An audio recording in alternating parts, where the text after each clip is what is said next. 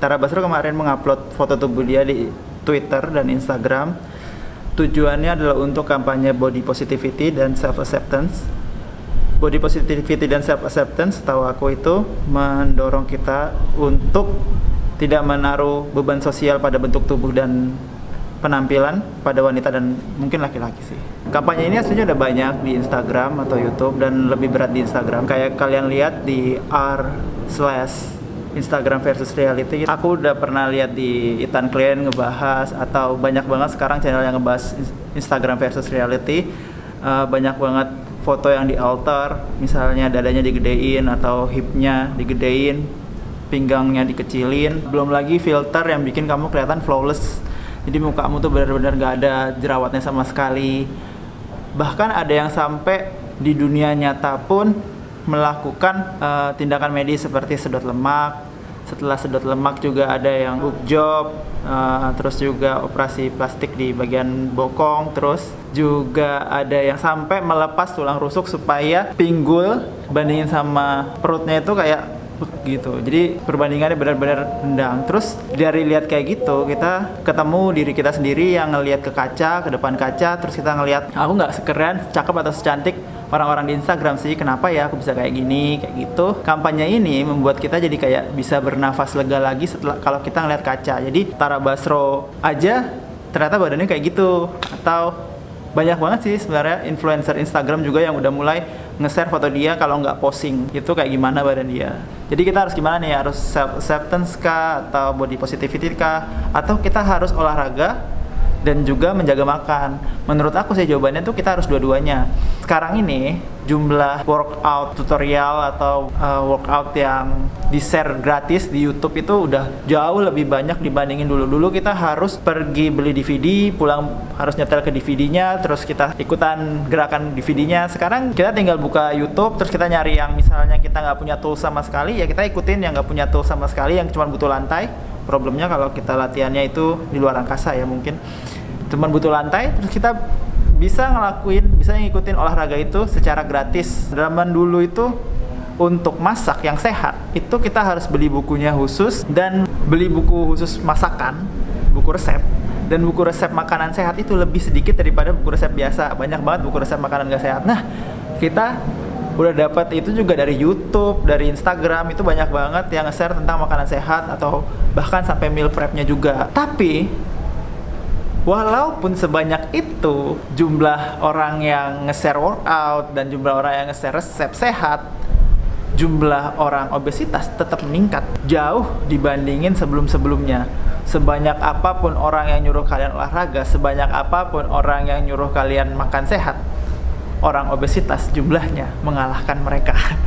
Jadi mau sebanyak apapun obesitas tetap naik. Kenapa bisa kayak gitu? Menurut aku karena yang dilakuin untuk olahraga ataupun makan sehat itu berdasarkan kebencian. Apa yang dilakuin itu berdasarkan kebencian. Kayak misalnya nih, aku ada lemak di perut, gimana cara ngilanginnya? Cara ngilanginnya adalah ngelakuin gerakan kayak gini-gini atau kayak gini. Pokoknya gimana caranya belly fat yang di samping itu bisa hilang kayak gitu.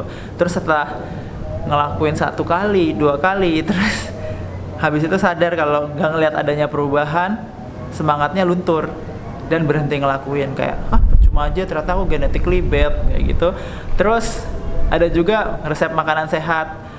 Resepnya itu kita datang ke supermarket, terus beli makanan sehatnya, kita masak di rumah, kita makan, terus ternyata setelah 2 hari kita lakuin nggak kelihatan ada perubahan. Karena nggak kelihatan ada perubahan itu, makanya banyak dari antara kita yang ujung-ujungnya menyerah, bahkan baru tengah jalan, baru mulai kita udah nyerah. Nah, udah nyerah, terus kita tuh malah nyari pil atau diet-diet yang kayak yang nggak mungkin bisa dipertahankan seumur hidup. Misalnya kayak minum air doang selama sebulan, itu gila. Terus liquid fasting, gila. Makanya orang-orang ini pada mencari jalan tercepat untuk kurus, jalan tercepat untuk berubah bentuk tubuhnya, tapi lupa kalau tujuan utamanya itu, mungkin tujuan utama mereka ya emang untuk kurus. Tapi mau kurus berapa lama? Mau masa seumur hidup minum kayak gituan doang?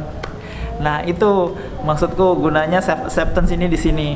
Kalau tanya lagi kenapa bisa kayak gitu, ya mungkin juga karena mereka tuh benci sama olahraga dan benci juga sama makan sehat. Zaman dulu kita waktu kecil atau waktu SD, SMP, SMA, kalau kita ngelakuin kesalahan kita pasti disuruhnya push up, squat jump, lari keliling lapangan berapa putaran, misalnya kayak gitu. Jadinya suatu hal yang harusnya sehat kayak olahraga itu terasa berkaitan dengan penyiksaan. Setelah itu juga ada kita makan makanan sehat nih. Padahal setiap kita ulang tahun, setiap kita Valentine misalnya, atau lagi bareng sama pacar, atau lagi bareng sama orang yang kita sayang, kita pasti makan makanan yang nggak sehat. Jadinya ngerasa kayak makan makanan sehat itu bertolak belakang dengan hal-hal yang menyenangkan seperti lebaran, ulang tahun, nonton bioskop, kayak gitu. Jadi wajar kalau misalnya konotasi dari olahraga dan jaga makan itu adalah menyiksa diri. Kenapa self acceptance itu penting? Menurutku penting karena ini yang bakal bantu kita untuk, misalnya kita udah tahu ya kalau badan kita tuh bakal nggak banyak berubah setelah olahraga dan makan sehat. Kalau misalnya baru seminggu, 2 minggu, bahkan sebulan, 2 bulan, itu nggak bakal banyak berubah, apalagi dengan diet yang maintainingnya yang kita cocok. Jadi self acceptance itu kita ngelihat kaca, waktu kita ngelihat ada lemak di samping, kita nggak sedih, tapi kita tetap bisa untuk lanjutin olahraga dan lanjutin diet. Karena ya aslinya masalah diet dan masalah olahraga itu balik lagi ke kita yang harus nemuin apa sih yang kita pengen dari diet dan olahraga ini. Karena harus disadari kita ini bukan Chris Hemsworth yang gak bakal bisa jadi segede Chris Hemsworth atau gak bakal bisa jadi segede Henry Cavill. Walaupun kita segede Chris Hemsworth gitu, kita gak bakal jadi Thor di Marvel Universe. Kita bukan artis, kita gak ambil duit di dunia Hollywood.